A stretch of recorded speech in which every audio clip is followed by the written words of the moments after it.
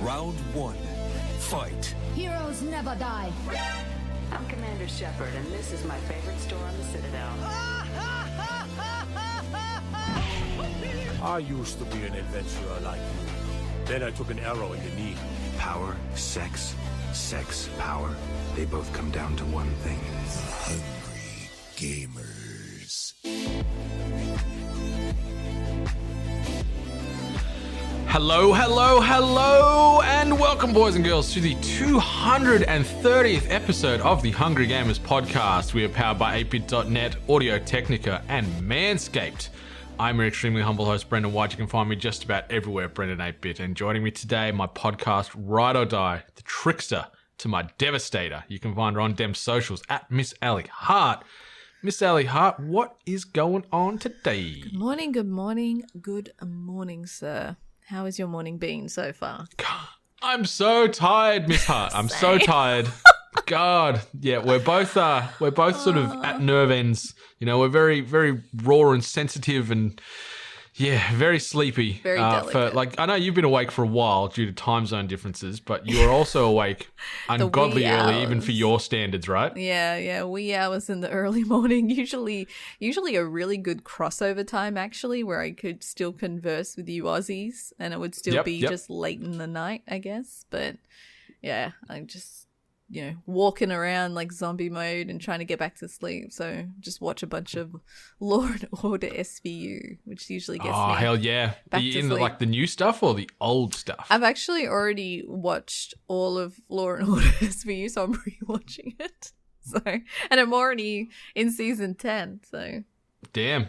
That's, Stabler's gone. He went in 9, didn't he? Was it season 9 he left? He still seems to be here. But I think he's still in there because this is we're clocking over to that episode where they did that really tricky thing where what are the crime scene people that dust for prints and everything like that. The forensics crew? That's it. Yeah. So it's that season or those few episodes where that young kid kind of joins and he's very eager, and I think he the young boy. Yeah, I know the one you're talking about. Yeah. So yeah.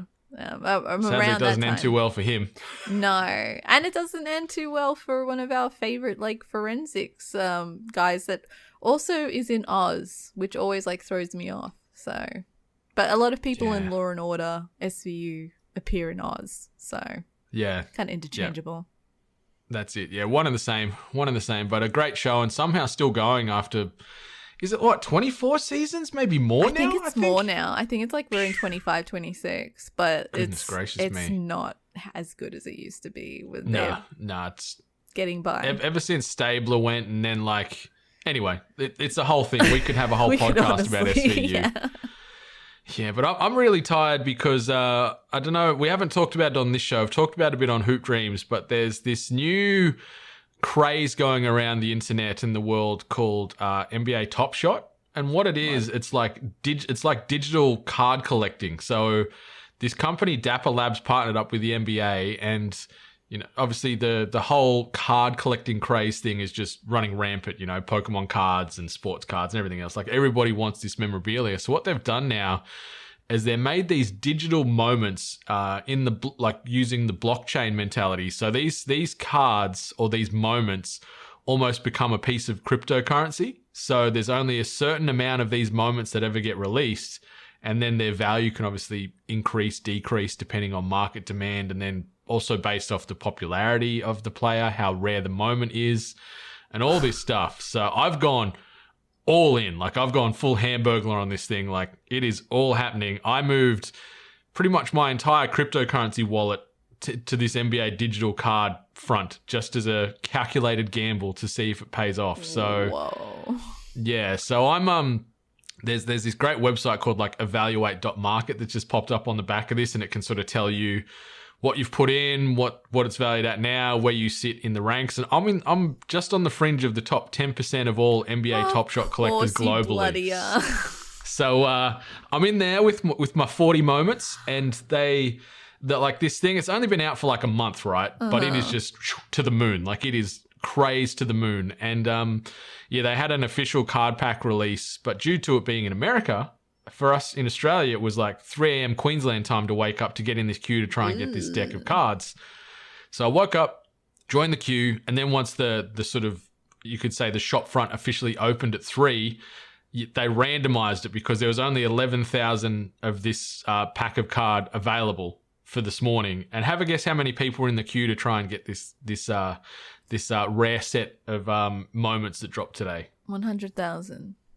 185,000 people were in the queue. So you had about, a 10 to 15% chance of getting in. Sadly, I missed the boat. Jono missed the boat, but our boy Garbs made it in, so he got a pack. Oh. So congratulations to Garbs for snagging a pack of those rare moments. Sadly, Jono and I came up with the big goose egg, and then I went back attempted to go back to sleep, but because I was so wound up waiting to see if I was going to get in that first 11,000 with the lottery, and then it didn't happen. So then I was frustrated and had to sort of, slow the heart rate down again to try and get back to sleep. So in short, I'm very friggin' tired because of digital NBA cards. Like, as dumb as that sounds, it's the craze that's not only stopping the nation, but the world at the moment. Like, ESPN are starting to cover it, and all the big sort of media outlets are. Players are starting to do like box breaks and stuff like that. It's really going off. So it's like, it's crazy. It's the equivalent of just like card trading, but it's on a digital aspect, and it still has value, even though it's not a physical object. So it would be like if Pokemon cards became like just like a like a file on the computer or on the internet, and then you digitally have a Pokemon card. Yeah, but because it's built on sort of that blockchain algorithm, there's only a limited amount of ones around, obviously, and on the back of that too, I guess you're never going to get any. Like, if they're getting graded, they're all 10 out of 10, really, aren't they? Because there's no weathering. They don't lose value, yeah. Yeah, so like the hype behind it at the moment, it's like whether it be the rookies or then all the popular players. Like, if you've got a mixture of rookies or your LeBron James and Steph Curry's and Luka Doncic and stuff like that, that's where the money is. So what stops them from you guys creating multiple accounts to have a higher chance of getting a role in these random drops? Nothing. Like, I've been looking at trying to get a secondary account, but I think they are starting to get a bit diligent as far as bots and snipe accounts and stuff like that. But I don't think they've got the secret sauce for that at the moment, because they've had to sort of pause card drops here and there due to issues in the back end with various botting and stuff like that. So it's still, I think, a work in progress there with Dapper Labs, but it's exciting to be in it. Like, it's like with any type of market, whether it be stock market, crypto and stuff, it fluctuates. Like, I got in at just the right time, and the value of what I put in has since increased in a big way. But because there was a new card pack drop today, that value then dropped a little bit because there's new cards out there. But in a couple of days, it'll flatten and then sort of bounce again. So yeah, it's very interesting. It's very interesting. Like, I got one card just before this stuff started to really boom. I bought that card for $15 and I sold it last week for $550. Really? Yeah. Like, hand to heart, like, not even bullshitting.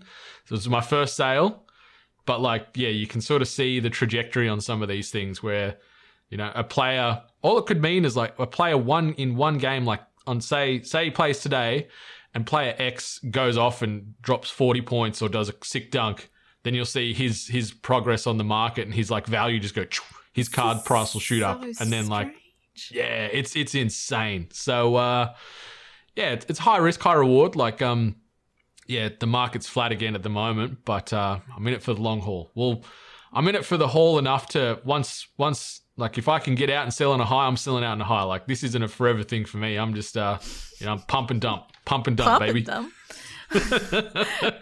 No, but you got me curious now. So, yeah, especially with that kind of conversion of $15 to $500. Jesus. Yeah. Like, when these things first came out, they were selling cards for a couple of dollars each. And now, like, I've got a LeBron James card there worth $2,000 US. What? Yeah. And like, the highest, I can't remember, like, haven't seen the last couple of days, but one moment, because they're all serial numbered as well. So if you've got like the number 1 of this moment. Like LeBron James sold the other day for $280,000 for one of these little digital moments. I don't understand. Yeah, the world is a strange place, Miss Hart. It's a very strange place. Very strange. But another sort of strange place that we were co-inhabiting this past week was an alien planet named Enoch, because you and I got in amongst that Outriders demo that dropped on all them platforms just yesterday, and we gave it a bit of a run. Yeah, like we said we would. I'm actually impressed that we were able to follow through with that, considering the space and time between it dropping and then when we actually record the podcast. So we're able to roll around in what was the demo. Yeah, it was pretty interesting experience. I pretty much loaded it up as soon as it had become available, which was I think about 9 a.m. over here on a Thursday. So unfortunately, right on launch, which I guess is to be expected, I started playing and then everyone got booted out on, I believe, PC. I think I saw a few console players on Twitch still able to play, but on PC, we all got booted out of the servers, and they had to put out a tweet saying that they're trying to fix it up, and they've obviously hit a bottleneck essentially because everyone jumped on at once. But they got it. They turned it around pretty quickly. Jumped back in. I was kind of upset because all the progress that I did, it didn't recognize the save point, so I had to do it all again. And that's rough. The start is I don't know, the start for me kind of dragged. It felt like it dragged a little bit, considering once you get past, is it spoilers? I don't know. Once you get past the first point and then you really get into what is present day, I guess, for the game, it feels like it kind of drags on a little bit and seems almost like it's quick enough that it doesn't seem relevant, considering, but obviously as the story probably goes on, as the full game releases, maybe it will be more relevant. But yeah, so doing it all again, doubling down, it was pretty annoying. But once you do it once, if you're playing the demo, you don't have to experience it again. If you want to try a different character, or if you want to try a different path, different class, yeah, exactly, you don't have to go through that whole start again. Yeah, so it's pretty fun. I guess the premise of the game itself is you're sort of Earth's pretty much kaput. Earth's dead. We've found this other planet called Enoch, which apparently, based off this expedition team, is going to be very inhabitable and close to Earth. So we're looking to colonize and bring all the remaining human survivors from Earth to this big planet. But you land there as part of one of these original expedition teams, and you're an outrider, which is sort of like a tracker hunter, military type of special forces-y person, I guess you could say. They're a very rare, illustrious breed. You're this outrider with this expedition crew. Things go awry. Massive, big energy storm occurs, which they call the anomaly, and shit goes south really quickly. You end up getting frozen in cryo because you get seriously wounded in this anomaly, and then you wake up 31 years later on still Enoch, but things have turned to hell. And it's almost then like a Mad Max type of situation where there's just sort of bandit groups vying for power, mixing in with this crazy sort of hostile alien planet and the anomaly and all the things that come with it. And you find out that not only yourself, but also some other colonists have superpowers off the back of this anomaly thing, where you can control certain elements. And that's where those 4 classes you can be. So you've got the Pyromancer, which obviously can manipulate fire. You've got the Technomancer, the Devastator, which I played at, which is more of a seismic, and then the Trickster, which you were rolling around as, which is sort of like a time manipulation class. And they synergize really well together. You pop an ability and then I use one, and they all work well to do maximum damage and do crazy buffs. I like that they had some the cooldowns are pretty short, it felt like. Yeah, you're always able to be popping your abilities, mixing in with the gunplay and some melee attacks. The melee was, you can leave that where it is. I think it was hard to land a good melee hit, but it felt like you could see people can fly. They've done a lot of work with Gears of War over the years and stuff, and you can see that influence in this game. Boy. 1,000,000%. It's a cover shooter. There's no jump button. It's get into cover. You can sort of vault cover and climb up and down things, but it's very much peek and shoot, pop an ability, run in, peek and shoot like you do with the Gears of War. So it's like we were talking about it, and I think we sort of probably nailed it really well, and it'll weave into our tweet of the week in a sec too, as we can keep talking. But I liked it. The combat was pretty tight. It was very gory, very visceral. There was blood and, head explosions and bodies going everywhere. And yeah, it was a very gritty and very blood-drenched run-through. It was, 3 hours, I'd say, maybe, the demo? About 3 hours? Yeah, I'd say that was pretty fair. There's a few little side quests that are in there as well. I only just recently, I played it again this morning and discovered that I missed a side quest. So once you get through the story, the story itself would probably only be a few hours, and then a few additional side quests on the side, with a level cap of 7. That's just for the demo, though, too. That's obviously you can go much further in the game. And then they also have a world tier leveling system as well. And I think for the demo at the current stage is just world tier 5. So yeah, and that goes to 15. I think the world tier. Yeah, it went for quite a bit. For what will be the final game. Which is kind of cool because you can pick your world tier that you want to exist in on Enoch, and what that means is that the enemies you play would have an increased level buff to where you are. So say you're a level 10, if you're playing world tier 15, I think it's plus 15, so there'd be level 25, but then you kill them and you get higher gear drops and stuff like that, because it is sort of a loot shooter. You're constantly upgrading your armor, your guns, your helmets and stuff like that. So you can start customizing how you look and the synergies between your armor sets and your abilities and your guns. So there's some grindy elements there that are going to get people a little bit excited for it. But maybe we'll jump onto this and then talk comparisons. Tweet of the week.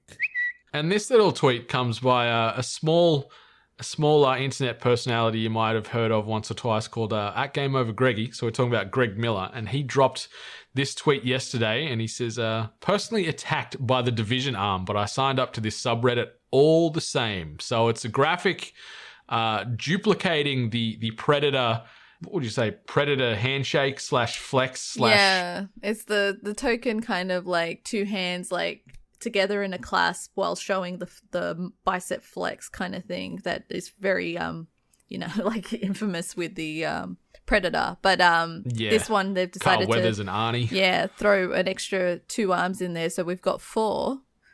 And they've kind of joined at the middle where they have the common ground being Outriders.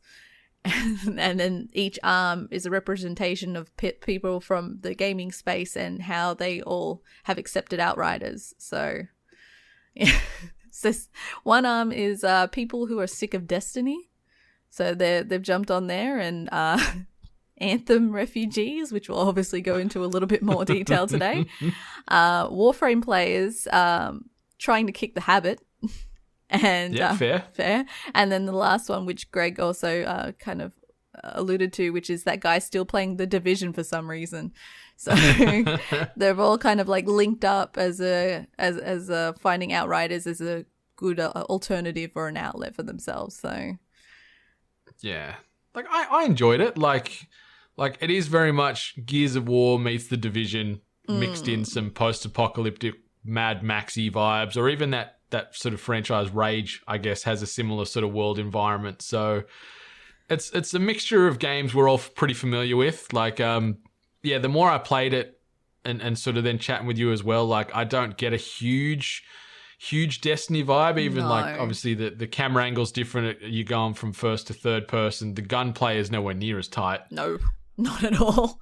The gunplay isn't bad. I actually didn't mind it too much. It's different from what I commonly experience with the kind of fast-paced gunplay with Destiny and even Apex. But with the Destiny connection, I think a lot of people saw these characters in space-style armor with these appeared to be magical or abilities, and people just went, oh, Destiny. And I was the same. I'm this kind of looks like Destiny. But after playing it, gameplay wise, nothing like Destiny. Like, you have an ability and you can, use it, but that's about the only connection. It doesn't play anything like Destiny. Yeah, it's certainly the baby of Gears of War and The Division. Oh, yeah. And, that's not a bad thing. Like, it was fun to play, and it's certainly fun playing with squad mates and friends. Like you were sort of saying, even when we just, like, had, I guess you could say, the main boss battle of the demo, and you were saying how much of a challenge it was when you soloed through that. But then when it was the two of our Outriders rolling together, we stomped that guy in very short order. Crushed him. Absolutely melted. The co-op experience, especially with us both having different classes, was actually quite enjoyable. It was nice seeing, like, as you kind of mentioned earlier, just seeing how well they work together with, my one of freezing time, and then you being able to, like, manipulate the earth. What it looked like? It looked like you were kind of like creating like earthquakes and whatnot. Yeah. Seismic abilities, the big devastator. He was more of like you were sort of playing like a rogue, you could say, and I was more of a tank as far as the standard archetypes. Yeah. So it was actually quite fun with, obviously connection issues that we experienced, a lot of booting out, a lot of getting frozen to the ground, which I experienced. It was quite funny, but a little frustrating as well. So but yeah, I can see the multiplayer experience online being quite enjoyable. I don't see any mention of like a PvP element. Yeah, I'm wondering if like that's something they'll look to bring out, because that could be cool, having like 4v4 squad battles with various Outriders. I think that could be a good way to do it. Like they're talking about this. It's not a live service title, Outriders, so it's going to be like a singular. You can play and finish this game, like you're going to get a full bow on the story. It's not going to be an ongoing type of thing. But I like the world. The hub was cool, like the hub world where you, like all the NPCs, like we were talking about yesterday, all of them sort of had voice lines attached to them, and they all had some kind of story or some little loop that they were trying to convey. So I like that it was a living, breathing world that you're walking around in, and you meet some interesting characters. I thought the tone was a little up and down. Yeah, it wasn't consistent. Nah, like when you first meet your Outrider and your crew, you seem like you're just a very straight up and down military type, very respectful type of person. Then you come out of cryo and then you're like wisecracking and shooting dudes for no reason and whatever else. Like, so the tone was very disjointed, but yeah, I'm keen to play some more. Like, it comes out April the 1st, obviously on PC, Xbox, PlayStation.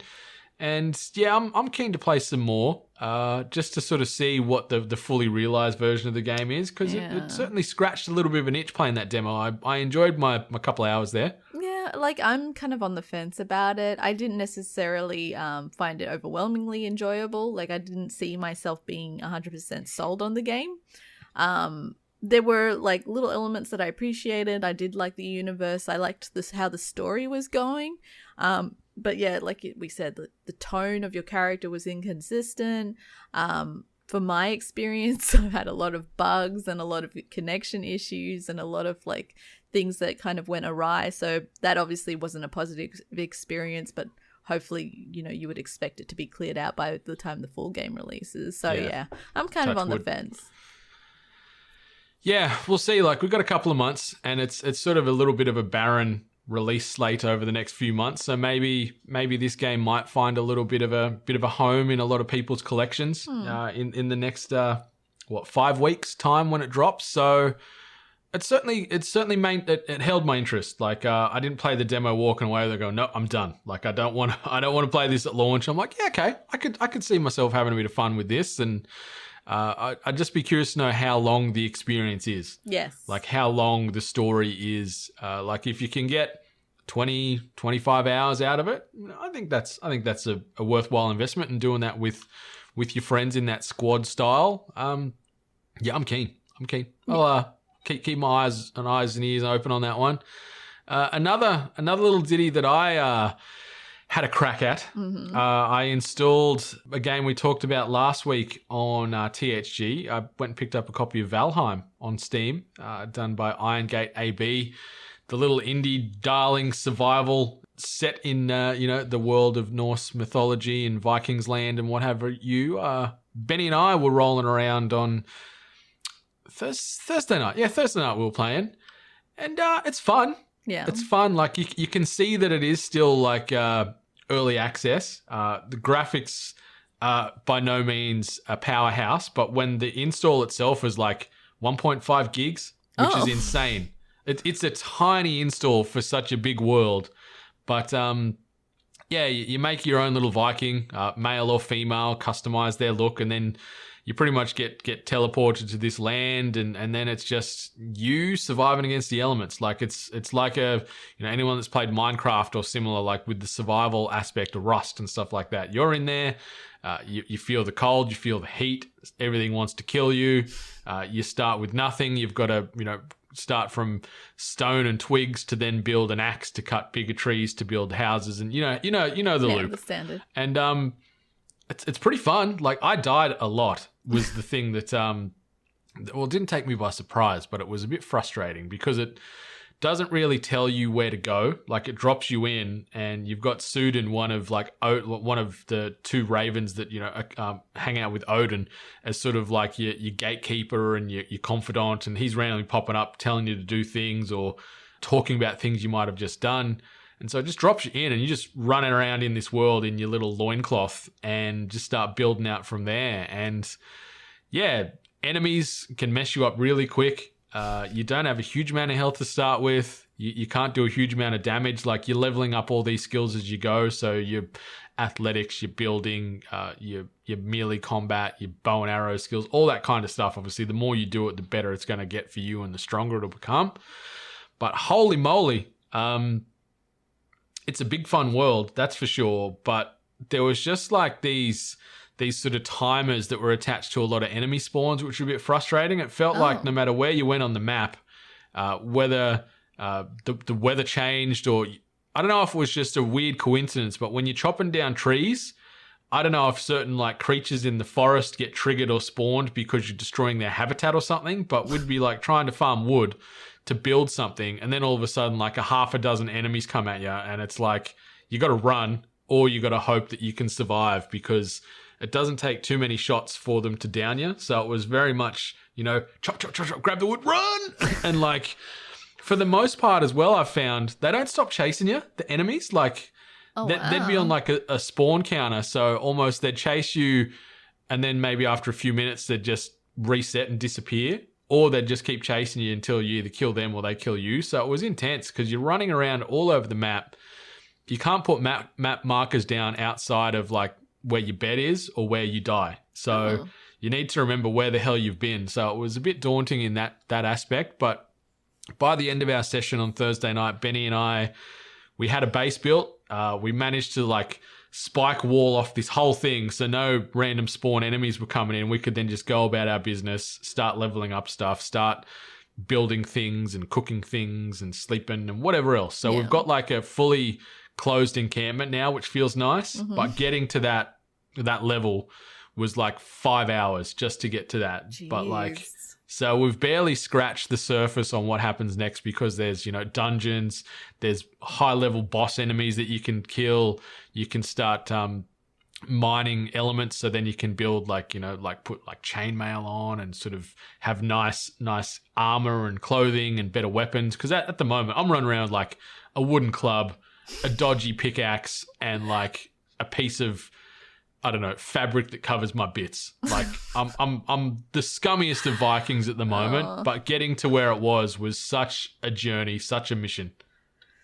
I'm still like a bit like on the fence, because I've seen some gameplay now. Like, I did look into it a bit more after my comments last week, because I'm still very curious about this game. And like, I have been sold on the elements of like building, because I love anything to do with base building and designing things, but having that extra element where you're probably expected to go out and adventure, level up and attack enemies, like that's not usually my kind of thing. So I'm not too sure. I'm not too sure if I'm still gonna like give this one a try, or especially because it sounds like it's only better with friends. So it's certainly like a lot of these games I want to play with friends. Like if it's just me doing my own thing, no thanks. Like I'm good. So yeah, definitely if you're going to get it, we've got to just try and sync up schedule so we can jump on and rumble around together, as opposed to you just getting thrown into this strange land and trying to hope to survive, because it's intense. But I recommend it. Like it's 20 US. I think it was 27 or 28 bucks Australian.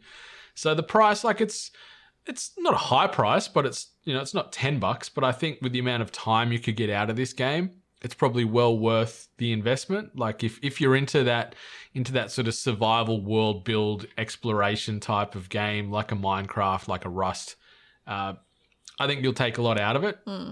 I don't know, like jumping into the servers, I don't know if there's a PvP element where you can kill other people rolling around with you at the moment. Like I hit Benny a few times by accident shooting my bow, but he didn't die, I don't think. Okay. And I didn't actually confirm if you lost a good chunk of health on it. So need to probably double check that to see if there is a way that you can then start almost having like a raiding party and whatever else. But I like what you were saying as well. Like I've gone and looked at other people that are a lot more advanced in the game, where they've built their long ship and they're sailing across the ocean and all this kind of crazy stuff that you can do. So there's a whole world out there that you can engage in Valheim, which has me excited, because I feel like I've barely scratched the surface. But yeah, I just want to play with friends. Yeah, I'd have to, organize some time and line it up with you guys so I can actually play with people, because I'm not gonna like do the thing where I buy the It game and then I can't like get together with friends, and by the time that time can be allocated, it's not the It game anymore and no one's playing it. So Among Us. So that's not the It game, that's the shit game, if you ask me. Well, just the experience that you had. I don't have an experience to base off, because I just I bought it like last minute and never really lined up time. But according to the kids, that game is old now. So goddamn kids. But yeah, like I'm with you. Like I played some more Apex this week. I played some more No Man's Sky. You played some No Man's Sky too? Anything you wanted to highlight? Grinding on No Man's Sky. Well, I tried to do the thing where I tried to find my paradise planet. And in return, I found a planet of pure fire rain. So I couldn't stay there. And then the alternative, because I was running out of like fuel, I found a planet where it is just, I don't even know how to describe it. It's just like pillars of metal and like screens of like light. I'll have to take a screenshot. Oh wow! Yeah, it's send weird. a photo. That sounds crazy different. It's the weirdest planet, and it's got these like little robots. Like there's no animals, there's no flora, no fauna, there's nothing. It's just all this like what looks like space junk, but it's all like lights. So it's You've pretty ended cool. up on bloody Daft Punk planet or something. That's why they split up. They've gone to space. Yes, it's like cyberpunk, Daft Punk kind of like weird futuristic planet that just has no plants at all. So I'll have that's to kind of cool though. I like the sounds of that. Yeah. Well, resource wise, it's got some pretty good resources on it, where it's like gold and copper and metal, but all the other important stuff is not really there. So yeah, I'm enjoying it, but that's like what we were just talking about with Valheim.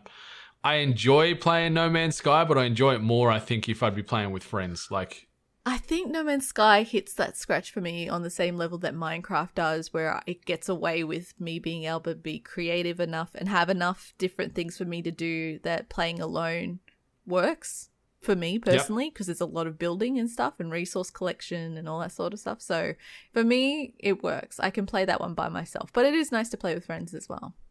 Nice. Yeah, we need to... I want to get going more in that, because I want to have a cool big base/house on a cool planet instead of just my tiny little shack I've got right now on my second planet. I'll let you visit my Daft Punk planet. Hell yeah. Sounds good. Something else that probably sounds good for you listeners out there, the 8-Bit Founders Coin is officially in transit from our supplier as we speak. And we leaked the first official photos of these coins that were designed up by our man Gavin Skills. So thanks at Skillsy Shooter for putting that work in. But if you wanted to snag one of these, because it is a limited edition, one-off, single-run Founders Coin, never to be repeated. You know, it's not like the the rug stores and the knife stores. This isn't the closing down sale, never going to happen, and then it goes forever. This is it. We're never going to get these reprinted. So this batch we've got coming is it. So if you wanted to get in on that, head over to kofi.com/we-are8bit. And these coins cost you $20, and that includes delivery to anywhere on planet Earth. So whether you're in Australia, whether you're in the US, whether you're in Africa, whether you're in Asia, wherever it is, we don't care. $20 is going to get you that coin in your hands, guaranteed. So get a piece of 8-bit memorabilia that is going to never exist outside of this batch run. So it's a nice, exclusive, illustrious coin.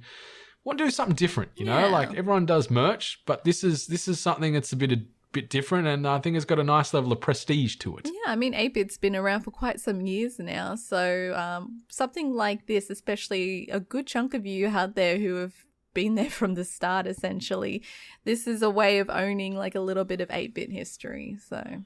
Exactly. So very, very small limited run. So if you want in on it, $20 through our Ko-fi. Obviously from there also you can get amongst our Star Wars themed family portrait for this year. We're going to be releasing the first wave of completed designs on that one. You can have a look at it by our friend over at Exu on the socials. So they're looking really cool. Some very unique designs and some unique character requests coming through so far. But you can get in on that. And if you can't afford it to support or fund us monetarily, just, rate, review, subscribe us on those podcast players of choice, iTunes, Spotify, whatever it is, just share what not only the Hungry Games are doing, but 8-bit's doing in general. That's going to really help us extend our reach and help keep those emotional lights on in our hearts. But speaking of hearts, Miss Hart, shall we jump into some news? Let's do it. This week's news headlines. All right, and the first headline reads, BioWare wanted to let you all know that Tony Stark is officially dead. Dark. Very broad stroke, very connecting of the dots here, read between obviously Iron Man, and we're talking naturally Anthem. And this article, or this bit of documentation reads, after a year of internal overhaul on Anthem, EA and BioWare have decided to stop development on the 2019 action RPG and move on to other projects. An announcement was penned by executive producer Christian Daly, and it reads as follows.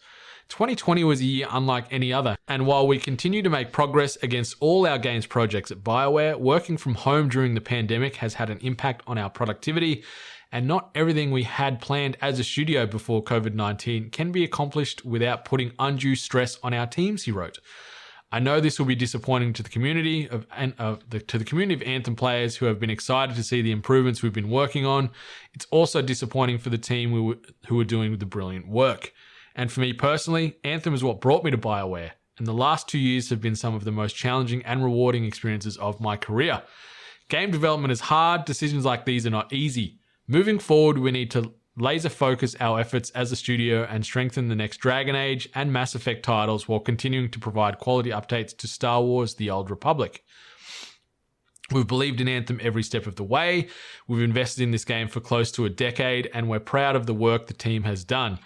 Starting with the game's launch 2 years ago, the team at BioWare has listened to player feedback and brought updates and improvements to the game. However, 2020 and 2021 are unprecedented years when it comes to game development, so we must prioritize both the player experience and what's best for the people working on these games. We want to make sure BioWare is able to focus on making the Dragon Age and Mass Effect games the best they can be.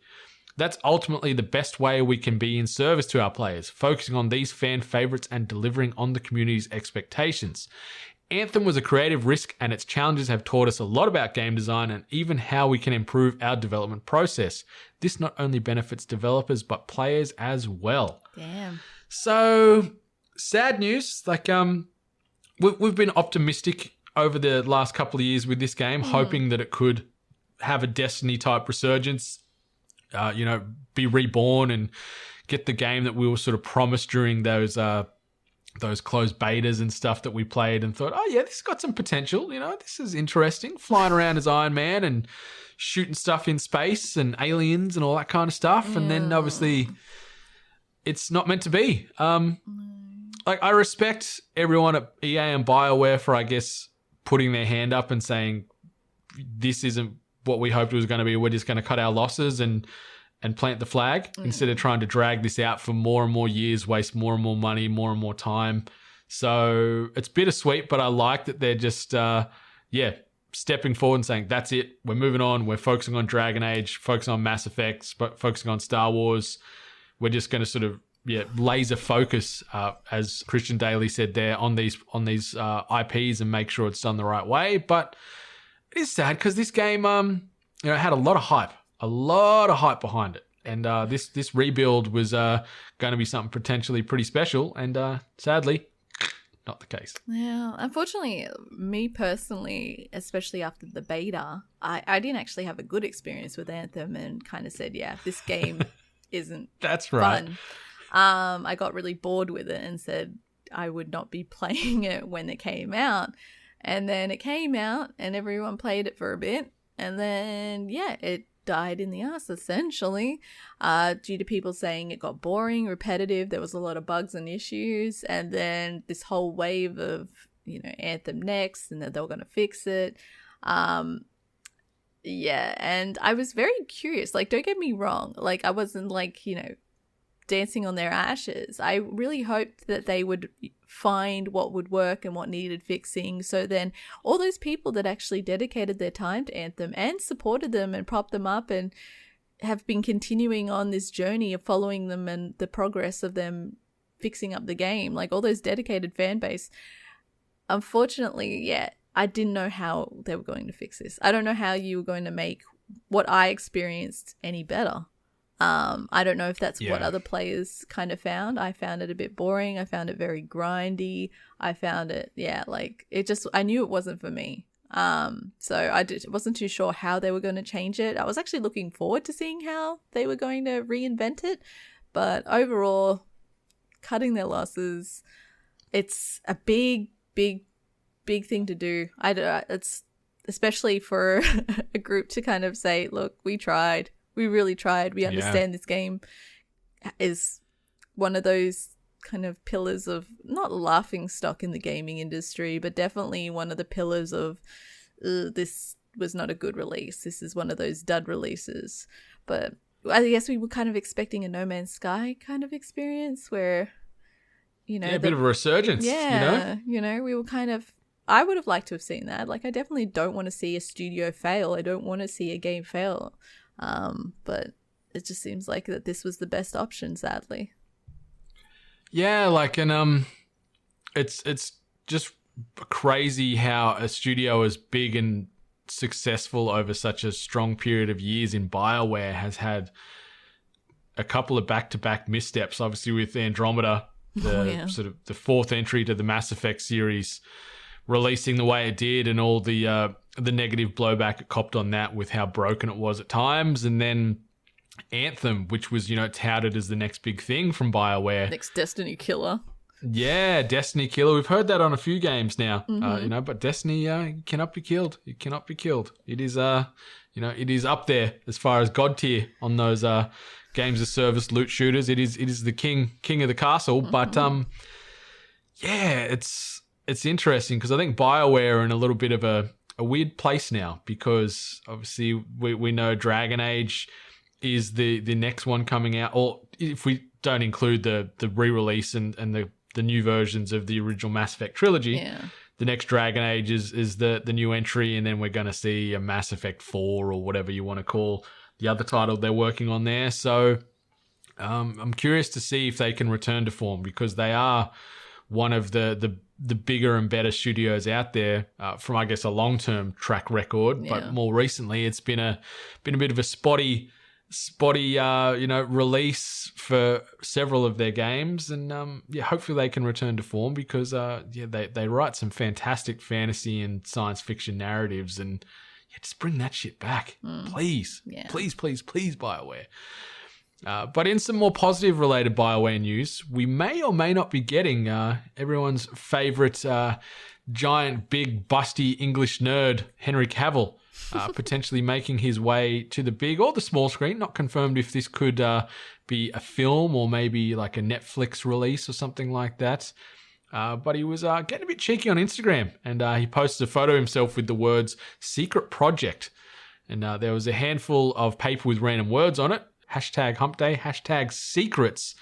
But due to the internet and people with their technology, Game Pressure was able to use a program called Focus Magic to remove the blur around this script or this handful of paper that Henry was holding. And the clearer image revealed such words as Cerberus, Talizora, and Geth. Furthermore, it appears that the text Cavill has shown us comes directly from Mass Effect 3's Wikipedia page. So a possible Mass Effect movie has been in the works as far back as the late 2000s.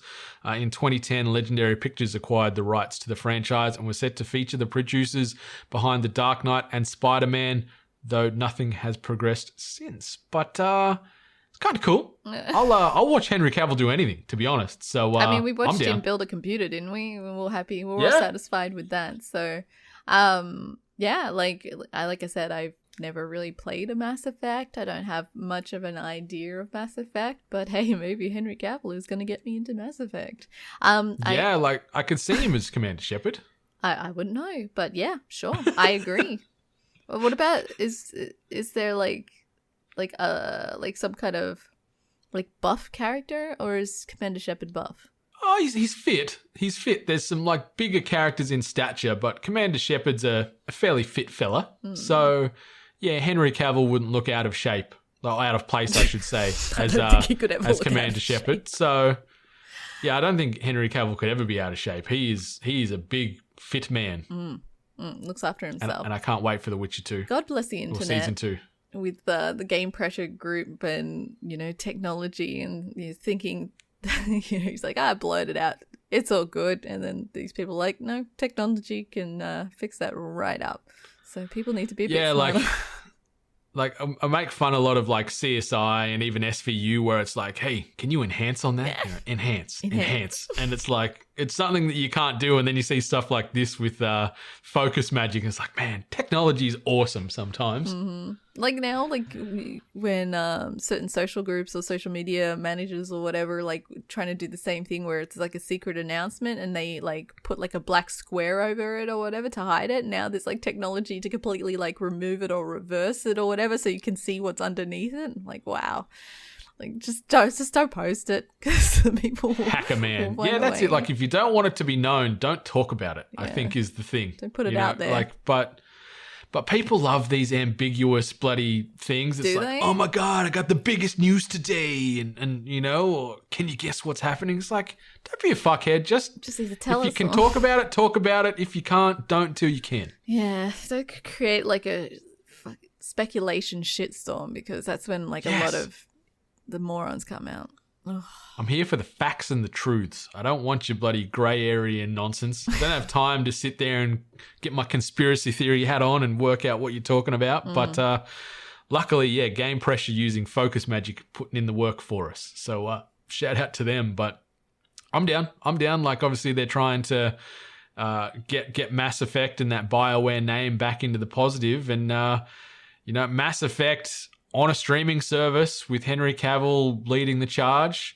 I'd love to watch a great science fiction show like I've talked a lot about The Expanse on Amazon, which I think's just about the best science fiction television show I've ever seen. And it's great, and it's confirmed it's got one more season, then it's wrapping up, so there's going to be a bit of a hole for some more mature science fiction to make our way onto the small screen. So Mass Effect, get picked up by Amazon. Replace The Expanse after season 6 at the end of this year, and you're good to go. We'll have to see. We will.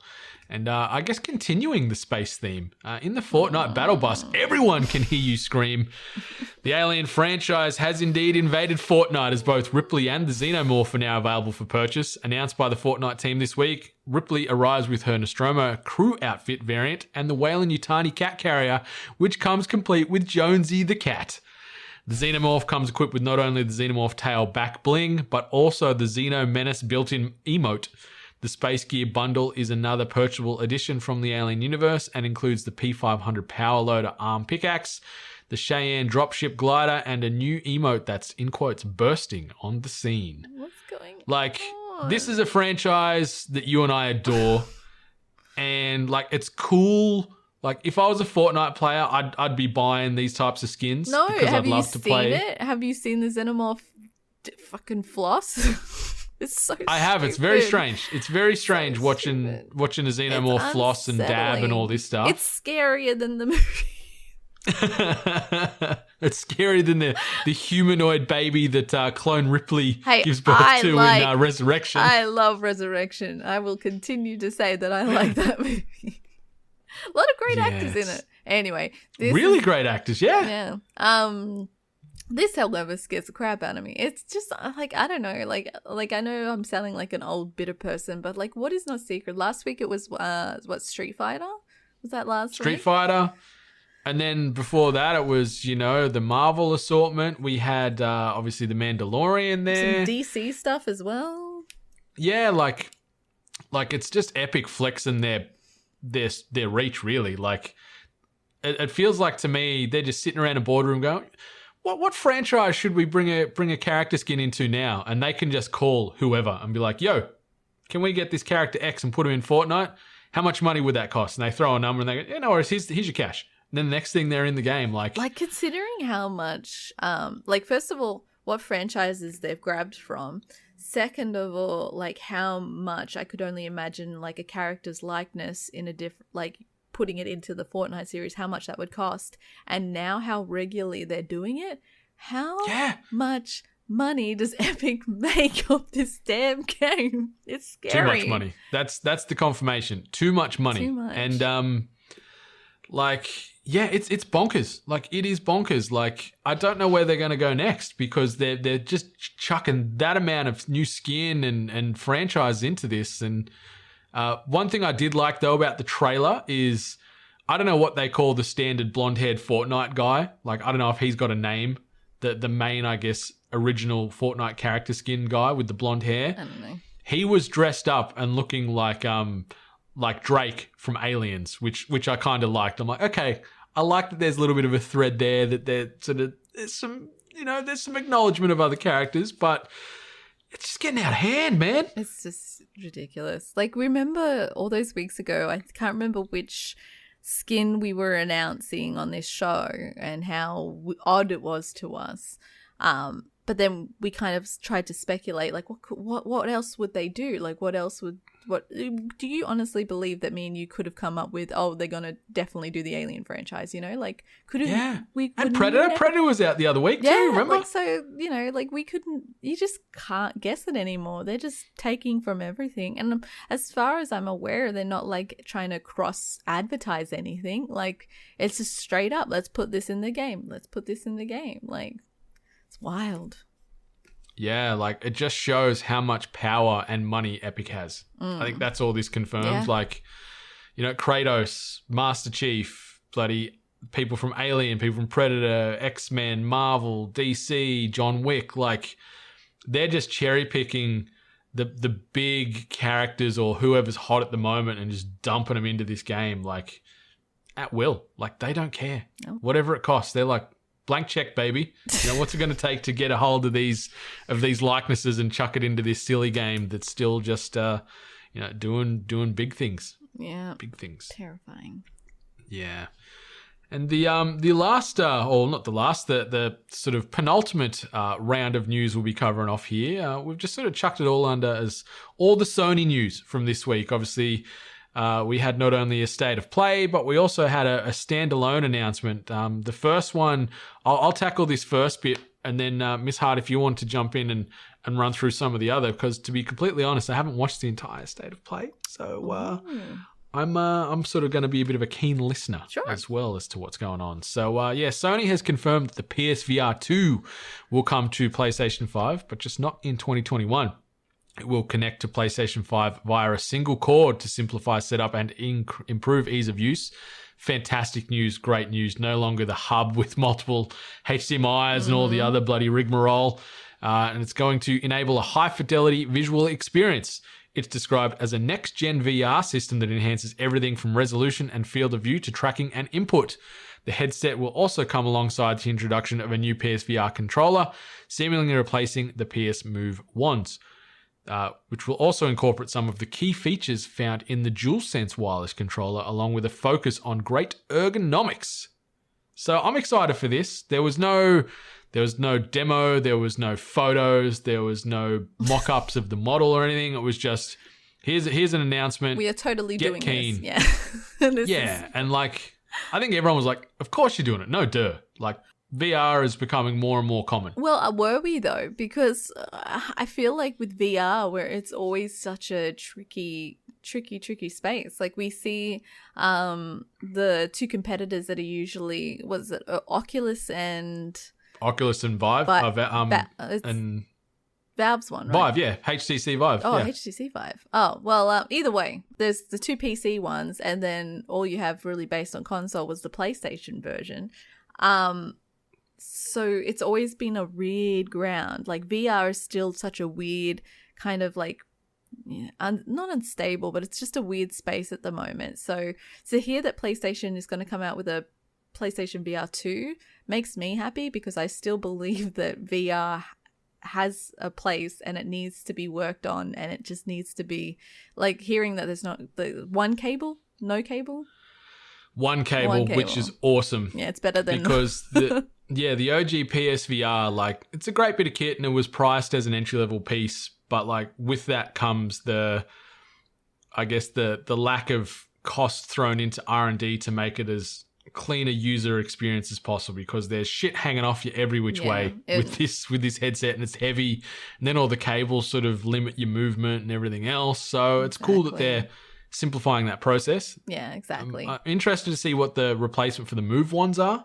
Like if it's going to be a single controller, which makes no sense to me. So I'm assuming it's going to still be like a dual handset thing, so you can get the full true movement for both of your hands or both your appendages in the game. Yeah. But it's cool. It's good to see they're still focused. Yeah, exactly. That's the main thing I took away from it, is I'm happy that they're still working on VR. They still want to improve it. They want to make it better. So just, improving on the VR space to me is just positive news. Yeah. What else? We had a state of play Thursday or Friday morning me, Thursday evening you. Yeah, so around that time. Yeah. Sounds about right. I didn't get to watch it live. For the good chunk of it, all I saw was people posting Final Fantasy stuff, but I'll go through everything that kind of did happen within the event. It started off with Crash 4, which is apparently offering 4K, 60 frames per second gameplay, 3D audio, which sounds pretty impressive. But is 3D audio only impressive if you use a headset, or is 3D audio impressive when you're on a TV? It can be done on a TV, but you're not going to get the full experience. Like headset's the best way to go to get that 3D audio, because it's going to pan left right. It's going to come at you from the front and back and throw it around your head the way it's meant to be. But they're also obviously boasting faster loading times, the reactive triggers on the PlayStation 5 DualSense controller as well. So that was what they started off the show with. We had another look at Returnal, which is that game where it feels to me like a space Dark Souls, where if you die, the stage reloads. It's a new map, it's a new monster, so you kind of every time you die, you kind of got to re-enter. Yeah, it's got that that roguelike sort of situation going on where it's just procedurally generated each time you end up dying, and it looks interesting though. Like it's like, that's a genre I don't usually play too much of, but it looked cool, and the fact it is a space setting had me intrigued. Yeah, and they also added this element where it talks about the character that you're playing, and also revisiting parts of her life, and it actually shows a scene where she sees a house that she's familiar with, and then she walks in, and then you kind of see this hallway and a staircase, and a lot of people mentioned that there's actually quite a PT influence into this game as well. So be very curious to see how that connects. Personally, I'm not really too interested in Returnal, but I can see where there might be a niche fan base for it. We got to see more on Knockout City, which is like a team-based dodgeball game.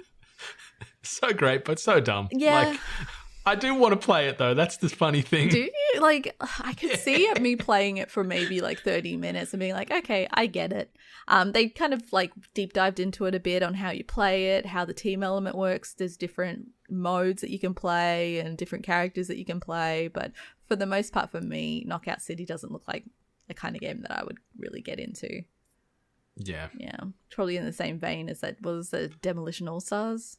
Yeah. Oh, Destruction All-Stars, yep. Destruction All-Stars.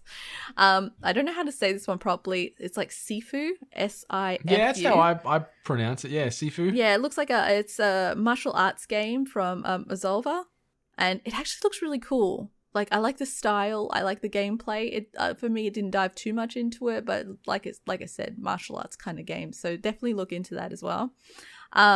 We got to look into Solar Ash by Annapurna. Did I say Annapurna? Yeah.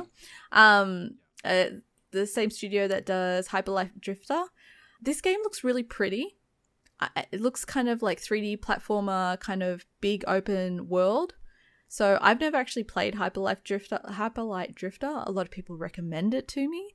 So I don't know if I should probably jump into Hyperlight first and then maybe then move on to Solar Ash. But either way, it should be still coming out for 2021. So nice. Keep your eyes out for that one. We also got to look at Five Nights at Freddy's Security Breach, which will be on PS4 and PS5. This looks weird. It doesn't look like your standard Five Nights at Freddy game where you're kind of stuck in a room looking at interfaces, essentially. Like, it looks like there's actually a lot of running around. Like, you're actually moving around a large space, whether it's because it has a look of not just a standard kind of like pizza parlor. It looks like a big like arcade. I don't know what to reference it in Australia, but it's like a big time zone. Yeah, like I guess a big time zone, I guess. So yeah, it looks interesting. But I mean, I'm not really majorly into Five Nights, so yeah, me either. Yeah. I'm curious to know if like that departure from just being stuck in your security booth, really, and going to this more open worldy off rails type of thing is going to be a good thing or a bad thing for the franchise. Yeah, I think like I'm not sure if it's actually the previous one, because Five Nights at Freddy's constantly releases a lot of major games in line with the story, and then there's also like little side games. I do remember that there actually was one where you kind of crawled through spaces a bit. I do actually remember there was that kind of style one. Okay. But this just still looks completely different from all of them. So I guess we'll have to see if it's what the fan base really wanted. We also got to look at Old World Soulstorm, which is set to launch on 6th of April, which is exciting. And it's actually going to be on PS5 and part of PlayStation Plus. Nice. Abe's Odyssey fans. It looks great. It looks like exactly how you remember Oddworld, Abe's Odyssey. But they've got this like weird like 3D element to stages now. And it looked really cool in the trailer. Like, I'm a big fan. It also looks like they've added different elements as well, like things that you're familiar with like, you know, trying to save the Mudokons that are like servants or slaves or whatever to the industry. But then you also now have crafting and pickpocketing, which looked really funny. So I like what they've done with it to kind of make it similar but also freshen it up. So it looks really good. I'm keen pretty. as beans for this, and the fact that it's included in your PlayStation Plus membership for April is going to be pretty cool. Like, it's going to get a lot of eyes and hands on the product straight away. So hopefully it'll lead to more Oddworld based games, because they were fun. They were fun. Very ahead of their time back in the day on the PlayStation as far as those puzzle mechanics and group mechanics. It was like also graphically, it was like the next evolution of Lemmings for me. Yeah, exactly right, and it has that same vibe. So it's nice to see that it's come back and it's looking good. I just really, like you said, like I really hope that it gets success, so we get to see more in the future. Yeah. We also got to see a more extended look at my most anticipated game of this year, which is Kena Bridge of Spirits. It looks so good, Miss Hart. It looks so good. So pretty. It looks so beautiful. It's still set to launch on the 24th of August. I'm a bit nervous because by looking at this trailer a little bit more, you see these adorable little like black shadow sprightly figures that seem to follow you around, and you can also instruct them to do your bidding in attacking. So now I'm really scared that it's following Pikmin rules in which they might die. There's a chance. I think they're going to get sacrificed for the greater good, them little sprites. I really hope not, because that may decide whether I continue playing, because they're just so damn cute, and it will destroy me if any of them die under my care. So, but it looks beautiful. The trailer, although I don't know if anyone else experienced it or if it was just the version of the PlayStation Direct that I watched.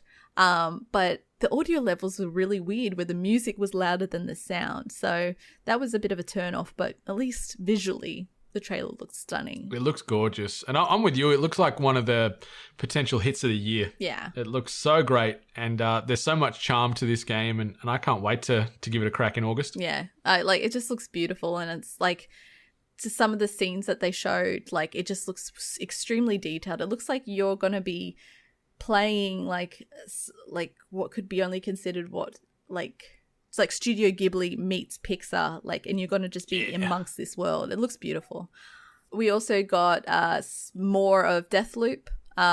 They showed a little bit more, and it was actually really cool how they did this trailer where they really leaned on Bond kind of style, where there was this really cool song that was playing the entire time. You kind of obviously went back to how you're constantly in a loop. You're out to kill these people while you yourself are being hunted as well. But the trailer was really cool. The song was really cool. I actually really, really liked the song. I mean, we're waiting for this one. Deathloop has definitely been a game that a lot of us have been waiting for and really excited for. Yeah.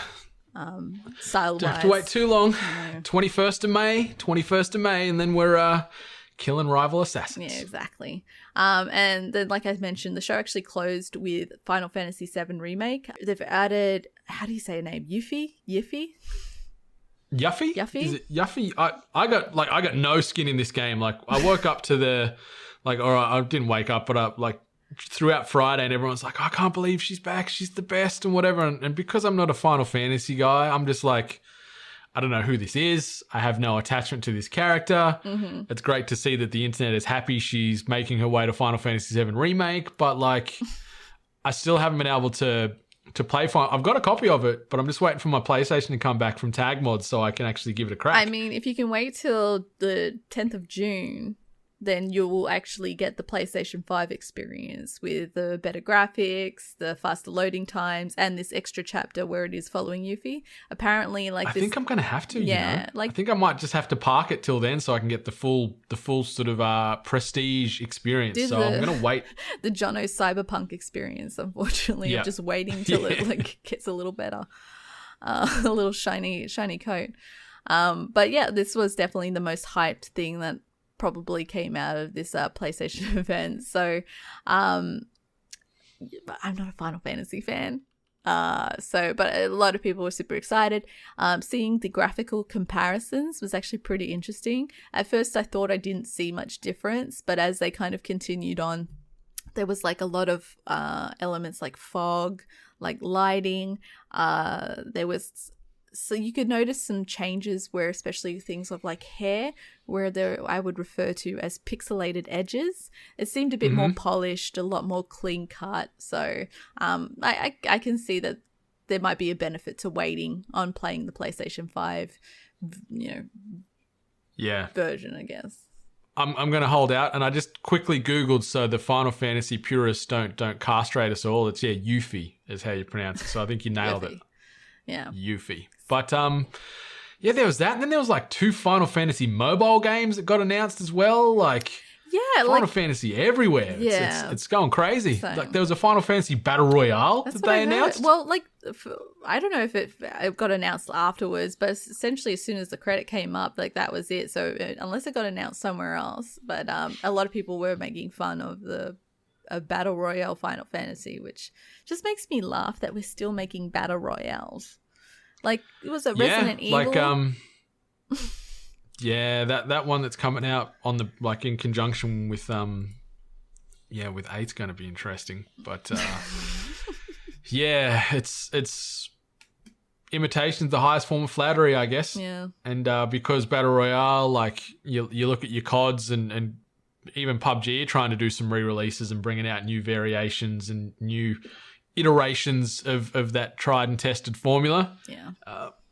People are still hungry for it. I just play Apex. That's my BR. Sadly, you still haven't been able to play. Hopefully one day your game works again. I think so it had an update recently. I'll test to see if it's letting me back in. I got the fingers crossed because I'm still really enjoying my time. On that note, really quickly, I played a couple of games as Bloodhound the other day because someone kept grabbing bloody Lifeline every time I try and play. I really like Bloodhound. Don't you dare take my main. Yeah, I won't. Just because I haven't been there doesn't mean you get to take my main. That's it. No, I'll just keeping him warm for you. Thank you. Keeping him warm for you. All right. And the last bit of news, and this is sort of some really hot off the press stuff. This happened overnight / this morning while I was sleeping and being sad that I didn't get a pack from NBA Top Shot. And we had the Pokemon Presents 2021 on the back of their big anniversary expo and the tracks that bloody old Post Malone did and all that kind of nonsense. But a couple of notable announcements that dropped. Pokemon Brilliant Diamond and Shining Pearl remakes were confirmed, and they're going to be released on the Nintendo Switch in late 2021. And obviously, they are remakes of Nintendo DS's Pokemon Diamond and Pearl that dropped 15 years ago in 2006. Something that's interesting is instead of being developed by Game Freak, these games are being made by ILCA Incorporated, who have worked on Pokemon Home and have supported such titles as Nier Automata and Yakuza 0. However, original Pokemon Diamond and Pearl director Junichi Masuda will be directing these games alongside ILCA's Yuichi Ueda. So, getting the originals involved in it as far as the director heads to make sure the vision and the direction is met. That's cool. We're not surprised. What's old is new, as we always say. I like what they did with this, actually, because it's kind of risky bringing back these older Pokemon titles. Like, how do you rehash it to the level of like graphical detail as the recent Pokemon games are? But like, I actually really appreciate what they did, where it's this almost like chibi style when you're in the open world. You're these cute little characters, but then obviously as within the fighting scene, like it's not as, like I said, as detailed as the recent release, but the character, like the Pokemon design is still pretty cool. I actually like how this game looks. I like how they've kind of brought this 2006 game into the current generation, and it's been a very curious seeing on social media. I actually saw a lot of people saying that Diamond and Pearl were not their favorites, so I'm not sure if maybe that was just a very slight consensus. I personally haven't played it, but a lot of people are still pretty happy to see that this is one angle that the Pokemon group are going down. Yeah, it's good to see, and I think eventually over time, it's just a cycle. It's like a wheel, these types of franchises, where they'll release a new one, but then they'll also re-release an old one with a nicer coat of paint and stuff. And people are still hungry for it. People are still wanting to catch them all in new gen and old gen that's now new gen and everything else. So It looks cool, and I just had I sort of had to have a quick look at the refresh from those graphical stylings, and I like that. Yeah, they've sort of scaled back the detail when you're running around the world, and then when you jump into combat, it goes to the Sword and Shield or Pokemon Go aesthetic that we're used to now on the Switch. Yeah. The next one's a bit of a big one. Big open world Pokemon Legends Arceus was announced for early 2022, and that's taking place in Pokemon Diamond and Pearl Sinnoh region. It's an open world take on Pokemon, so it's something that everyone has been clamoring for quite a while. It's going to come out sometime in early 2022. It's going to feature a game world that is reminiscent of The Legend of Zelda Breath of the Wild, with Pokemon appearing all over. Players will be creating Sinnoh's first Pokedex and features Rowlet, Cyndaquil, and Oshawott as the starter Pokemon. So, damn. This is something we've been hungry for and a lot of people have been horny for a good long time. And now we got it coming early next year. In open world Pokemon. I actually appreciate that this one's also the feudal past. So it's actually set in the past. And when they loaded it up and you kind of saw your character well, obviously there was also this little story arc of opening a book and kind of like setting the scene, but then just seeing your character in this, I won't say costume, but in this attire and this environment of like what would be considered, I guess, feudal in the Pokemon region. The only thing that kind of like irked me, even though they said that this was open world and obviously maybe they only wanted to limit what they showed us, the landscape in general seemed a little bit barren. Like it was a lot of like open, a lot of just open air, and a whole lot of nothing. Grass space, not completely complaining, like obviously because a lot of people have wanted open world, but just curious to see what else we're going to kind of like run to and see with like, because you got to have your staples, like you got to have like maybe not Pokemon centers, because this is obviously the start of everything, but you're like a pioneer on the you're a trailblazer for the Pokemon collectors and aficionados out there. So I'm curious to see what they do. Maybe they're real primitive Pokemon centers. Because they in the trailer they actually show you like what looks to be like an OG Pokeball, which like it like looks wooden and like with polished, like what almost seemed like a pearl kind of style. So I like what angle this is going, and then giving people, like I said, what they've wanted, which was open world Pokemon. So so curious to see more trailers in the time. They're saying a release of early 2022. So hopefully we get to see more. I'm not really big on those starters, by the way. I know some of them are favorites, but for me personally, not my faves. Yeah, Rowlet, Cyndaquil, and Oshawott, Oshawott's cute, but like, for me, those three don't really call out to me, unfortunately. Yeah, but it's cool that we're finally seeing something with that kind of scope coming from the Pokemon universe. So really curious to see more of it. No doubt we're going to get many trailers and announcements over the coming months as far as more about this world and the way you interact with it and whatever else. Hopefully, if there's items that have durability levels, hopefully they're actually graded accordingly and don't break after, one swing or something like that. Because otherwise, this game's in the bin. Throw a Pokeball and it's just like it just disintegrates. Yeah. Your berries rot in your pockets and stuff like that. So you're constantly starving. And then also we got a new Pokemon Snap gameplay trailer. Obviously, it's coming out at the end of April. So April 30th is when you can get your hands on new Pokemon Snap on the Nintendo Switch. But it just highlighted some of the new tools and, photo editing and stuff like that. And, it was cool. It's fine. Yeah. More Pokemon. Cool. They kind of elaborate a bit more on the special tasks that you'll be requested and doing, as well as how taking photos of like certain Pokemon doing certain things will obviously give you a higher star rating based on rarity. And then they also added this thing where you can post your photos online, and the more rare or unique your post, you can get promoted and get points for it online, which I thought was pretty funny, kind of a bit Instagrammy. They also added a Pokemon glow tool where you can essentially like get a Pokemon to glow a bit. Glow up. Yeah, have them a little bit of a glow.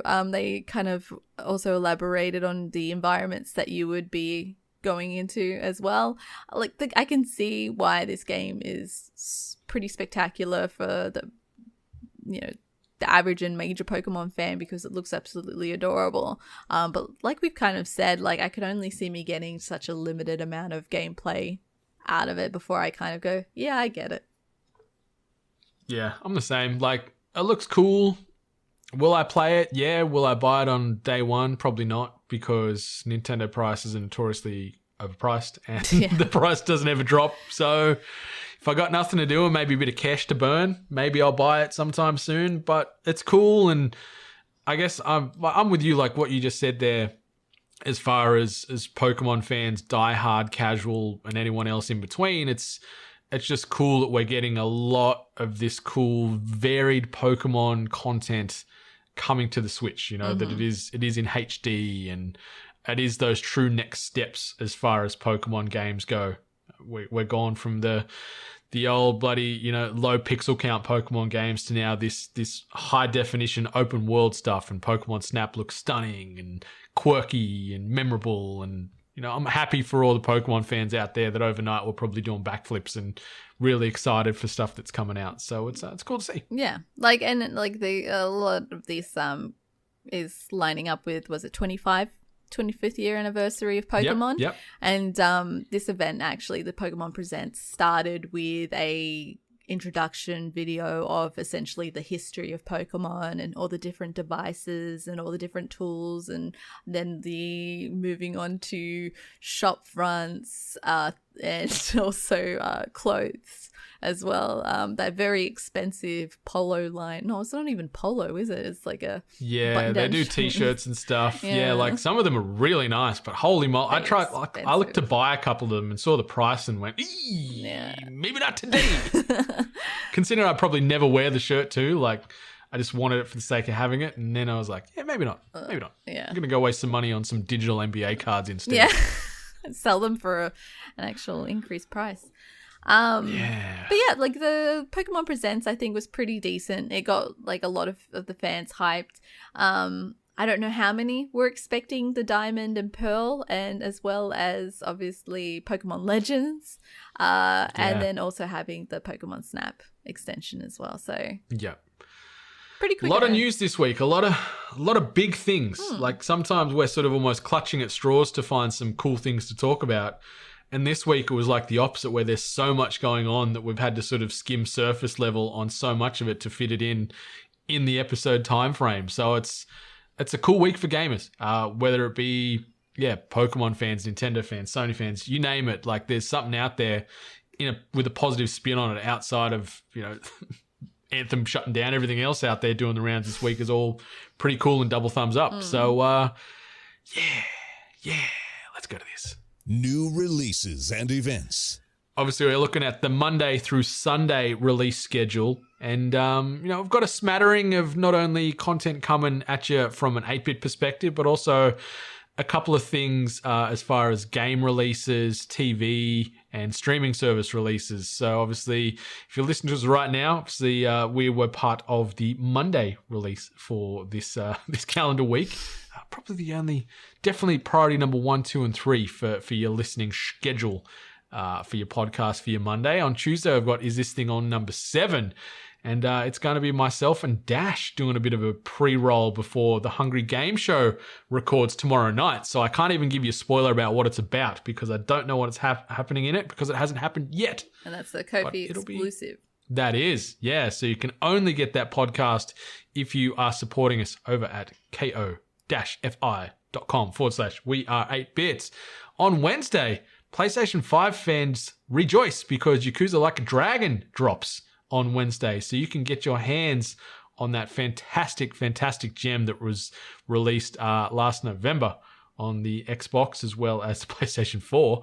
But it's so fun, that game. You know, we've talked very highly and very glowingly about our experiences playing Yakuza Like a Dragon last year. Yeah, and it's actually been pretty good seeing just as much how Yakuza is extended into what I would refer to as the mainstream gaming space. Yakuza felt like a very niche fan base, which I got into very late myself. So seeing like a lot of people that would not normally play Yakuza use this as their, I guess, starting point, and then I'm seeing that they're having such a great time and everyone then recommending Yakuza 0. So it's been great. Hell yeah. And also on Wednesday, I do believe we have the next episode of Comedy Rewind dropping from Australia's John O'Peck.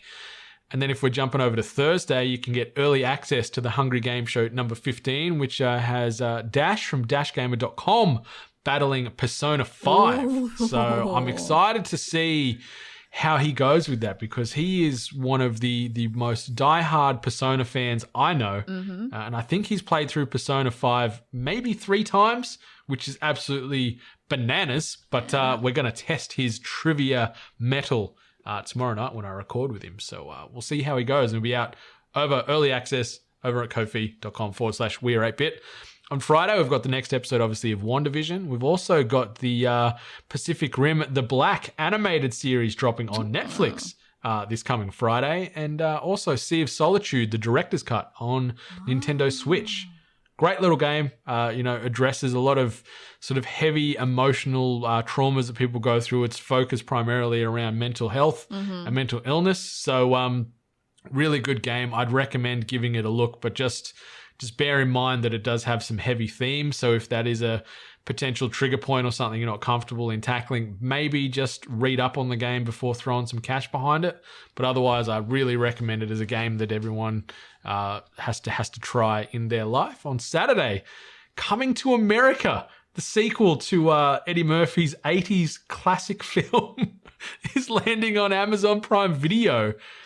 Righto, do not care, but I'll probably watch at least the first 20 minutes of it to see if it's good, and if it sucks, then I'll just stop and move on with my day. But never saw the original. Righto, I just miss Eddie Murphy Raw and Eddie Murphy Delirious. That's my favorite Eddie Murphy stuff. Those two stand-up specials. And next Sunday, I don't have anything written down. Is there anything you want to throw for next Sunday/Saturday that you're aware of? No, I don't really retain anything's release on a Sunday. Sunday is a day of rest, even though I go to the gym. So, yeah.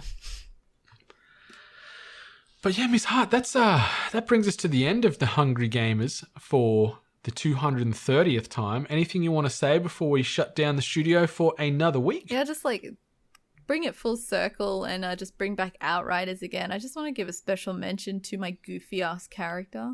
I don't know what the hell. Oh, Gummy Joe. I don't know what happened. I have a picture of when I created her, and she looked gorgeous little character. And then for some reason, loading into the game, she also looked like a cross between Boss Baby and then just a really goofy character. Something about her teeth not fitting in her mouth. So yeah, it was very Mr. Ed-esque. Yeah. For some reason there. It was strange, but demos, right? No, right? So hopefully you don't get that in the final release of the game. No. In a handful of weeks' time. So Outriders created a Discord where they requested people to give them feedback of 3 points, and as far as I heard, it was just a mess. God, it's Pandora's box. When a studio or a dev or whoever has a recommendation or a vent section on a Discord, don't do it, because it opens up a can of worms, and rarely is anything said in there positive or could be taken in a positive way. Yeah, don't get me wrong. I could have given some very useful feedback, but I guarantee you it would be drowned out by all the, Yeah, all the rabble. Yeah, all the rabble is probably a good way of putting it. All right, 8-Bit Nation. Thanks for stopping on by the Hungry HQ again for another week. We're going to be back with episode 231 next week. But yeah, until then, 8-Bit Nation, much love. And stay hungry.